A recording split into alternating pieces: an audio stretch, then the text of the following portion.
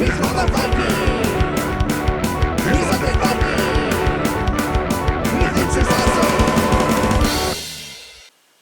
everybody, this is Undead Viking. I want to take some time to talk to you about this game. It's called Folklore, the Affliction. I first came aware of Folklore, the Affliction when I attended Grand Con in Grand Rapids, Michigan a year ago or so, a little over a year ago. And I remember they had a booth set up to talk about the game, and I met the designer, and I was immediately taken by just the images of the game. This like dark, sinister world of corruption, that grim and dark and dirty that is we've come to enjoy and love, that type of theme. And I was taken by the idea behind it, like this land that's just being attacked by like all of these supernatural and evil creatures. The land is being afflicted by these curses and these werewolves and vampires and what have you.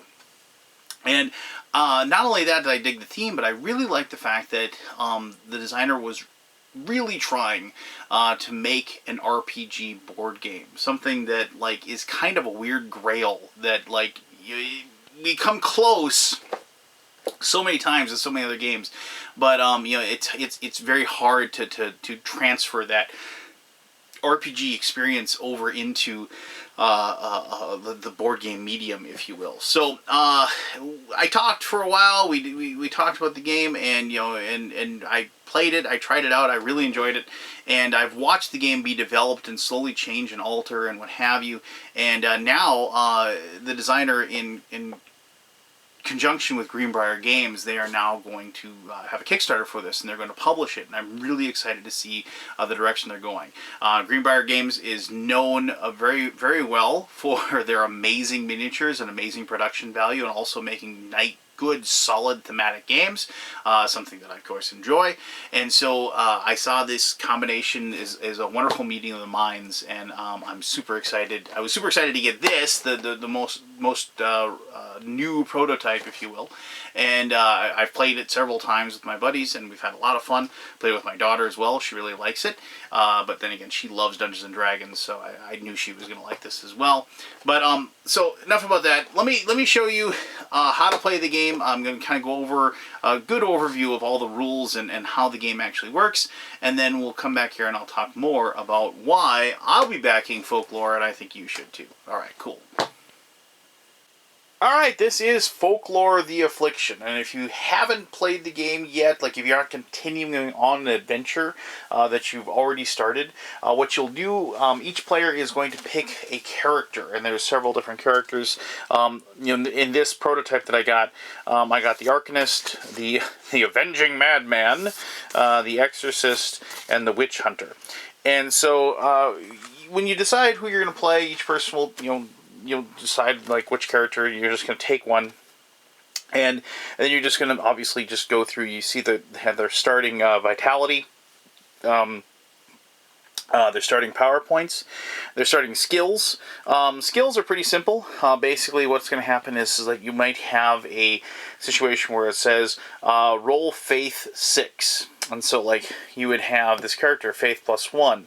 And so what you do is you take a D10, and you're going to try to get a 6 or higher using that +1. So if that would be a 10. So that would be 10 + 1, 11. So obviously you'd pass it.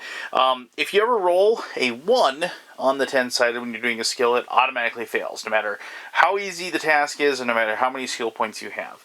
Alright, so also, like, there's the attributes that the character has right there. The stride is how fast they are. The defense is what things that want to attack them have to beat on a D100. The might is what you add to your D100 when you're trying to hit something. The vitality is, well, vitality, or how many hit points you have. And the starting power. Power is used to enact your abilities.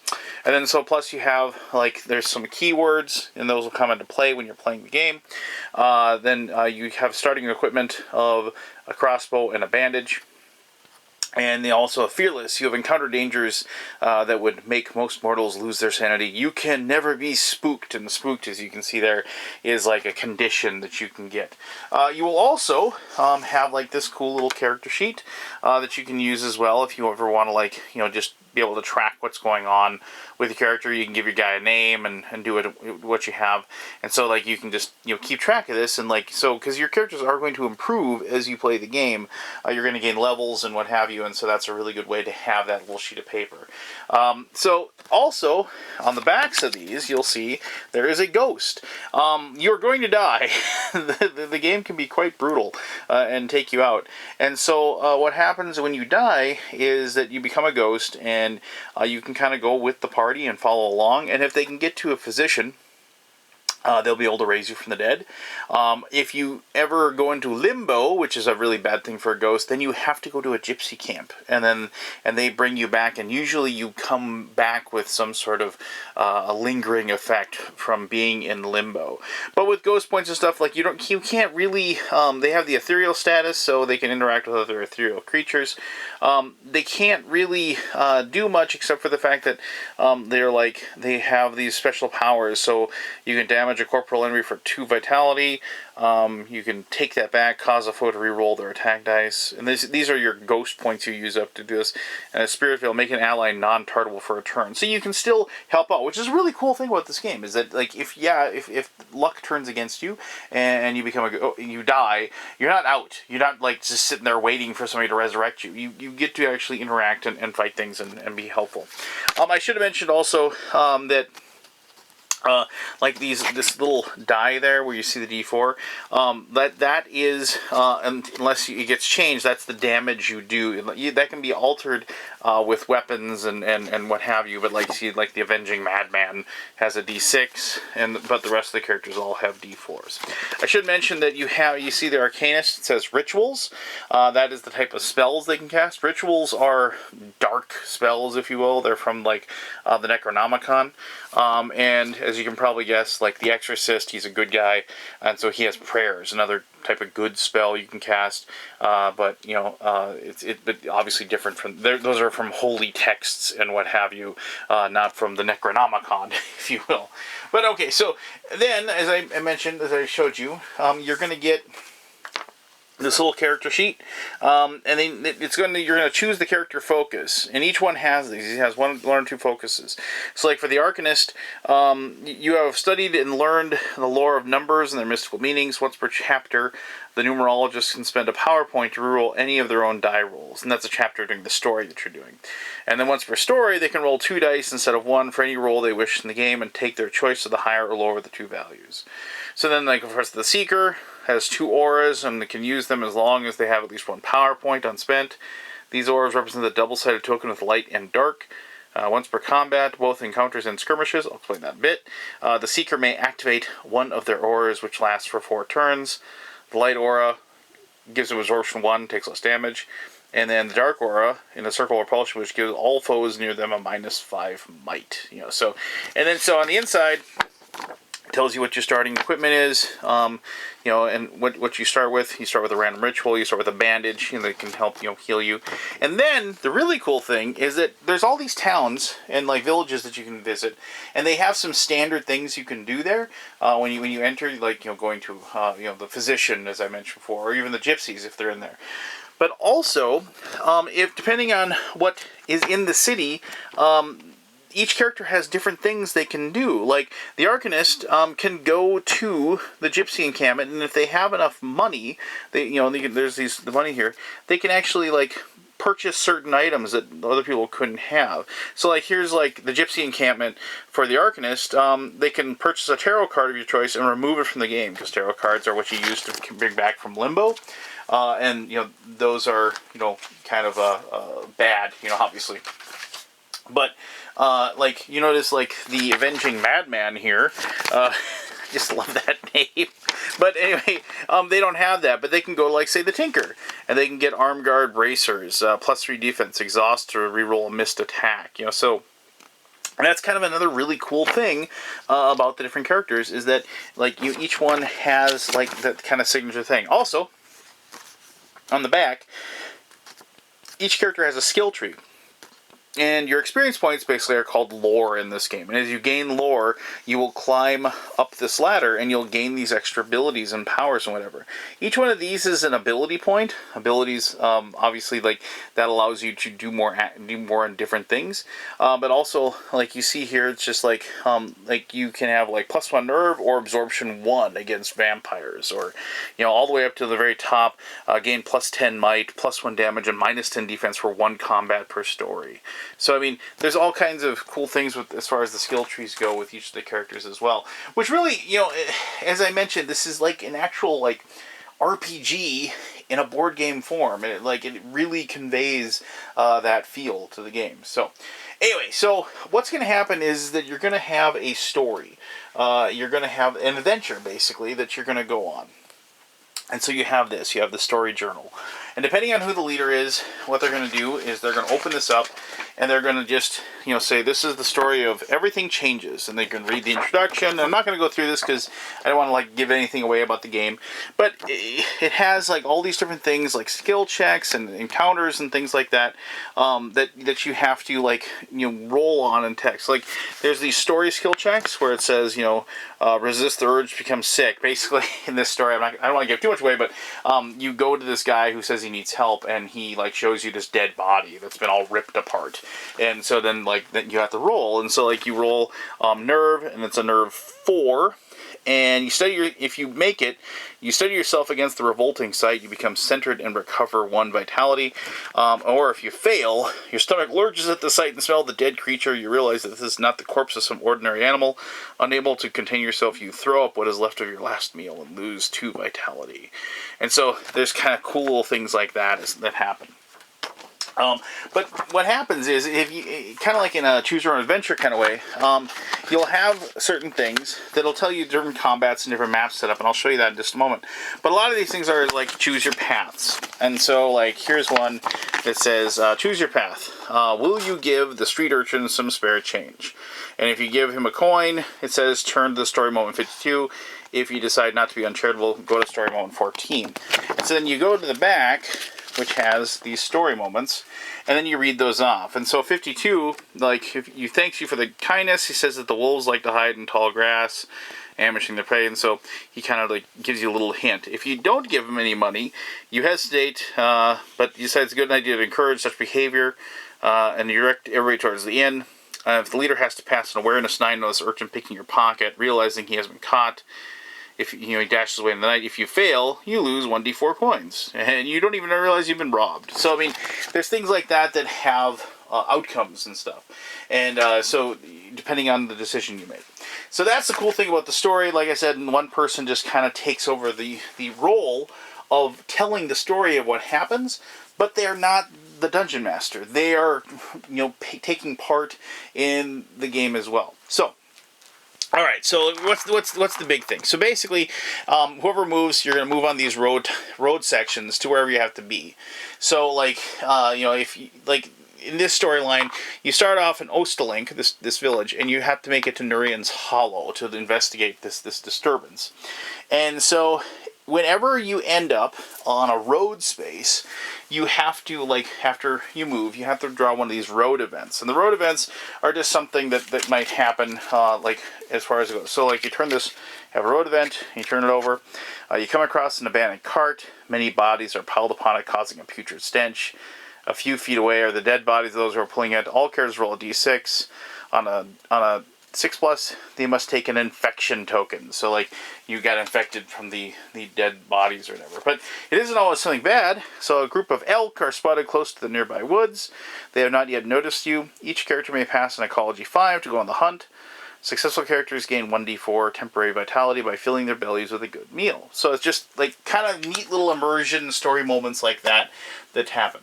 You do have the option of going cross-country. And as you can probably guess, that does go a little faster because of the fact that, say you were here and you wanted to make it, you wanted to make it over to here. You could go all the way over like that, or you could go across like so to get there. And that's only like 3 turns. But when you do that, there is an off-road deck as well. Now, this doesn't have a front, like the road events over there had the front on. This one doesn't. It has like the storyline here. So you have to draw from the back, because like you can't read Howls in the Night and know if it's good or bad. So you draw the one from the back, and it says, "So mote it be, as you walk down a narrow pathway, you get a sense of unease. The sounds of nature have all but disappeared, and the wind has lost its strength. You hear the faint voices ahead sounding like coarse like sandpaper. Following the sound, you find several bent old women reading from a book atop a large boulder. You overhear them talk of stealing children from a nearby village to use in a vile sacrifice. So then you get to decide, listen in to see if you can learn more of their evil plans, or attack and be done with it before the threat begins."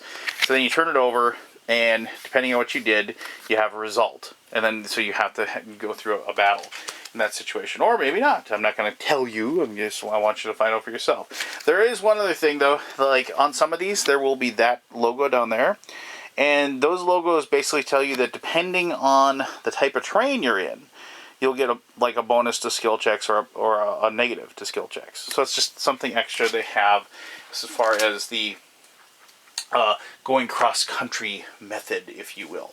All right, so going a little bit forward, there are 2 types of combat that you'll have in the game.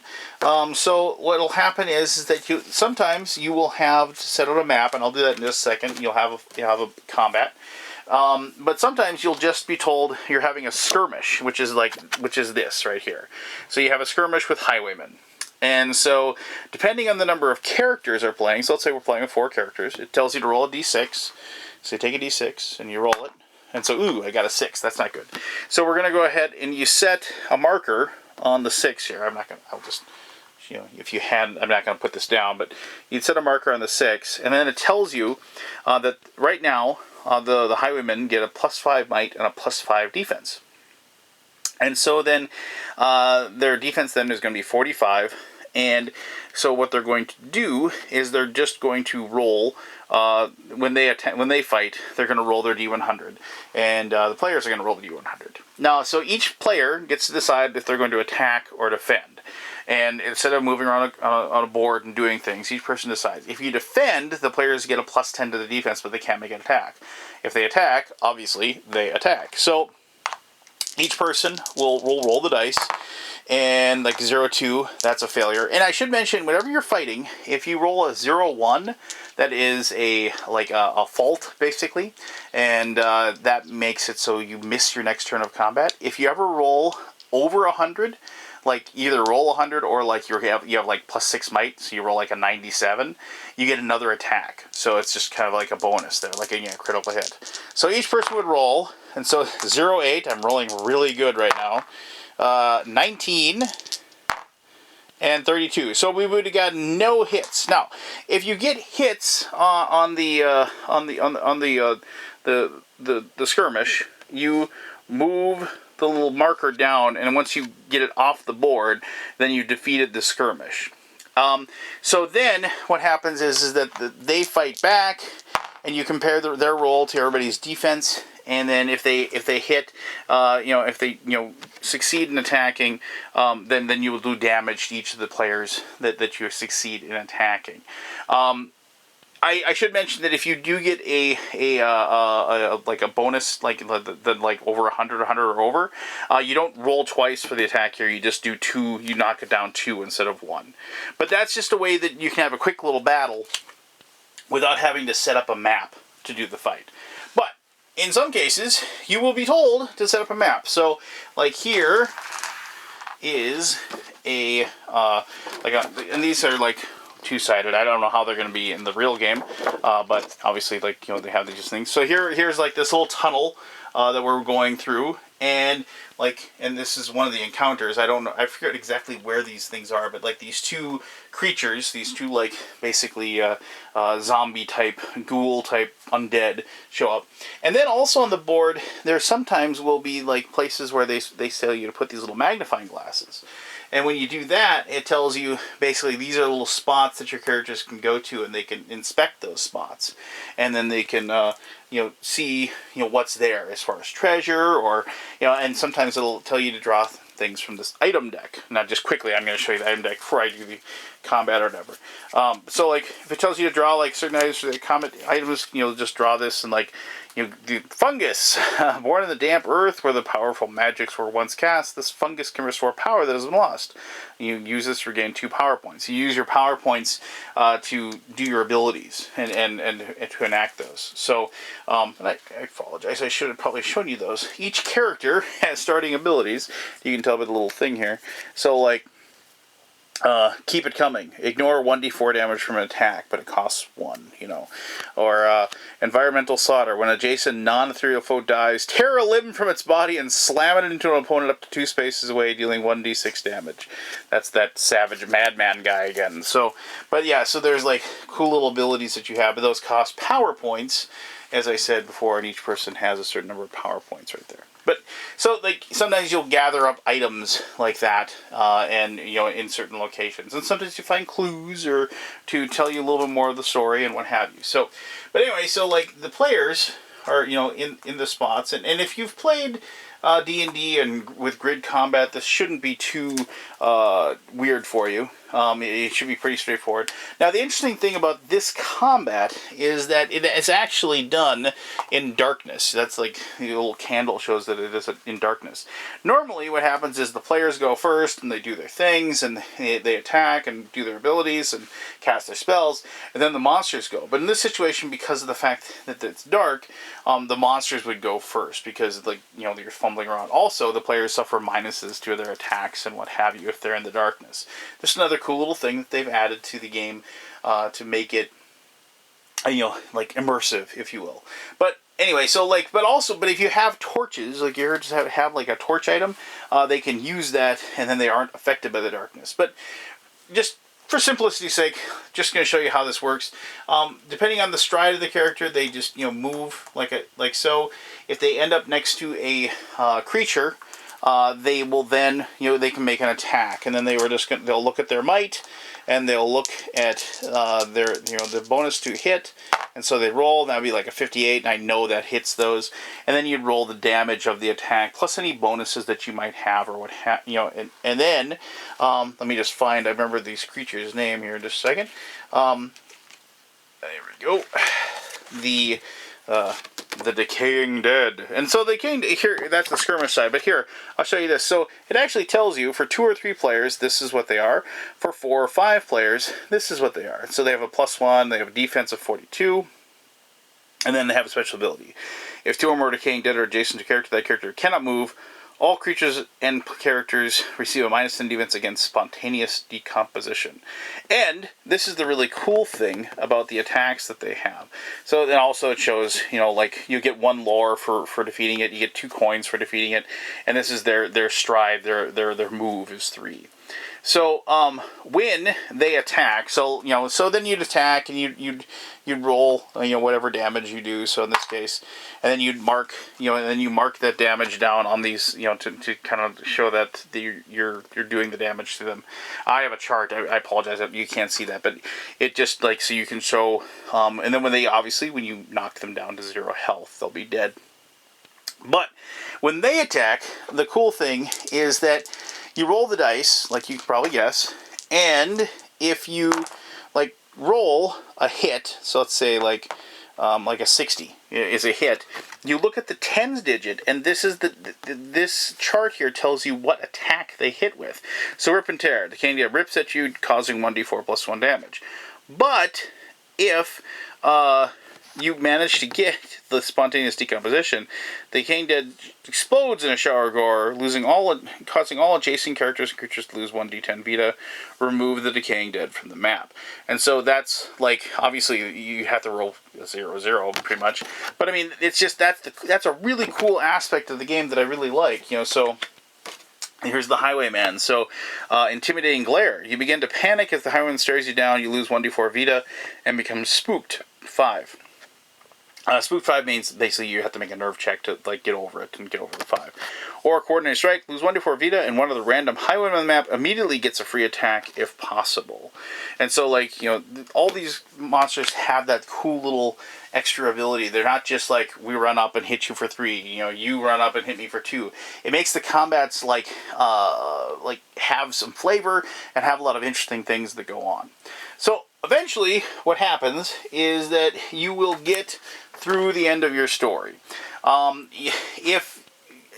Unfortunately, if all of you should fall, I mean, which you know shouldn't happen if you manage to be fairly successful. And I should mention that each story you can ramp up the difficulty. There are different difficulties you want to take. I mean, obviously, when you first start off, you want to like probably start on an easier difficulty, but you can ramp up the difficulty if you're not finding yourself challenged enough.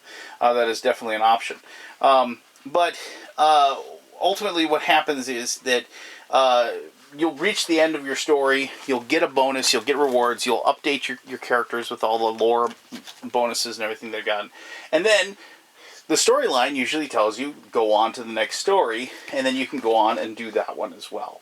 And so, you know, and that is I mean, that's pretty much the game. I mean, without actually like taking you through like each individual like storyline and telling you like, oh, if you go here you fight this, if you go there you fight that, and this is where the necromancer lives and whatever. You know, this is definitely an exploratory game, and I really enjoy the aspect of the adventure and the aspect of that story that's being told to me. And having played through this a couple of times, I'm really looking forward to the expanded story. I'm really looking forward to seeing what all these different locations, you know, like the Felaron Crypts and the Moroi Peaks and Olopelios, all these places that I haven't had a story about. I'm really looking forward to seeing, you know, what Folklore is going to do. And obviously, you know, I've got these standees and stuff that work just fine, just perfect for the game. But if you've gone to the Kickstarter page, you've seen the amazing miniatures that they are going to be producing for this game. And this game's going to just explode when you see it and pop for the eyes when you're playing the game. So, alright, so that's how you play Folklore. Let me tell you more about why I'm really looking forward to seeing the finished product of this one in my conclusion. Alright, thanks for watching that. I appreciate you taking the time. I realize that was kind of a little bit lengthy, but this game kind of asks for it. I mean, there's got a lot of rules. I mean, an RPG type game is going to have a ton of rules, but I really like the fact that the designer really did condense things down quite a bit, actually. I mean, it is one of those things where it's basically 2 rules. You know, like if you're in combat, you're rolling a D100. If you're doing a skill check, you're rolling a D10. Yes, there's other like things as far as, you know, like specific rules for specific situations. You know, what happens if you run into a vampire that's asleep? What happens if you get attacked and hit and get lycanthropy? You know, what if you become wanted? You know, because you know, of like some misdeed that you did or perceived or just perceived that you're like an evil outlaw or something. What happens when you go into a city? Stuff like that. And those are all in the rules, and I wasn't going to go over each and every one of those.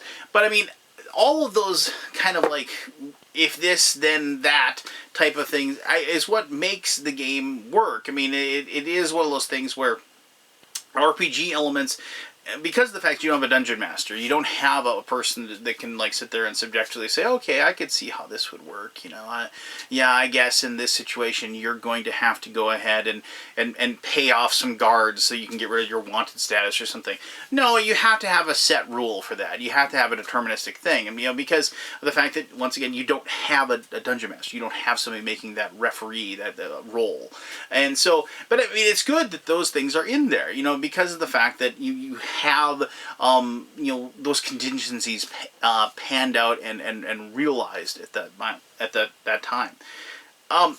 The things that I like so much about this game is that whole storyline, is that whole, you know, progressing through, you know, the module, basically, like an old D&D module, and going from step A to step B, and then to step C, and so forth. And there's all kinds of, I wasn't able to really show you a lot, because I wanted it to be kind of a little bit of a secret, you know, as far as some of the, when you actually get the game yourself and do the storyline. But there's, like, cool little things that happen. I mean, one of the really neat things is that you can stumble upon a cursed artifact that your character, you know, will take, And when you get to the final battle with the big bad guy, they see that artifact and they just attack you. I mean, they knock everybody else away, and they just go after that one character and don't let up until, and if they're killed and they can claim that artifact, that monster becomes even more powerful because they consume it, and it makes them even more deadly than they were before. It's stuff like that, little twists and turns that like remind me of those great D&D modules that I used to play when I was a kid. And I have played a lot of board games that or have said, oh, this is going to be an RPG in a box, and some of them have come close, and some of them didn't come close at all. I'm looking at you, Pathfinder the card game, but I can honestly say that Folklore of the Affliction is the closest representation of that RPG game in a board game box that I've ever played. And this is a game that, I mean, yes, it still isn't Dungeons and Dragons. It still isn't that free-form open sandbox world. You can't. I mean, that's just impossible. But when I played this, I felt like I was playing like a D&D game. Or like, if you remember the old Midnight campaign setting back in 3rd edition D&D, where the world had, been corrupted and everything like that. I felt like I was playing in something like that. It had that feel, I had that fun, I had that interest. And that is like probably the best praise that I can possibly give this game. So, if you like thematic games, if you like grim and dirty and dark, that theme, if you like RPGs, you're going to like this game. It's going to be a lot of fun. You're going to have fun progressing through the story. Obviously there's a worriment as far as replay value, but my understanding is that the designer has tons of ideas for further adventures and to escalate your character and level them up, engage in the storyline, and they have, like, I guess my understanding is a very long and pronounced storyline that you're slowly going to work through. That's going to have nooks and crannies and secrets and reveals and twists and turns. And I, for one, am very excited to see what that storyline is going to be. Like I said about those places on the map, I want to know what's in that dark tower. I want to see those things. And so I'm really excited to see where this game is going to take me and my gaming group when we play it. So there you go. That is Folklore of the Affliction. If you have any questions about the game, please ask away. I'll be happy to answer those to the best of my ability. As always, I greatly appreciate you taking the time to watch this video. And until next time, I am the Undead Viking, and I'm telling you to have yourself one heck of an awesome day. Alright, bye-bye.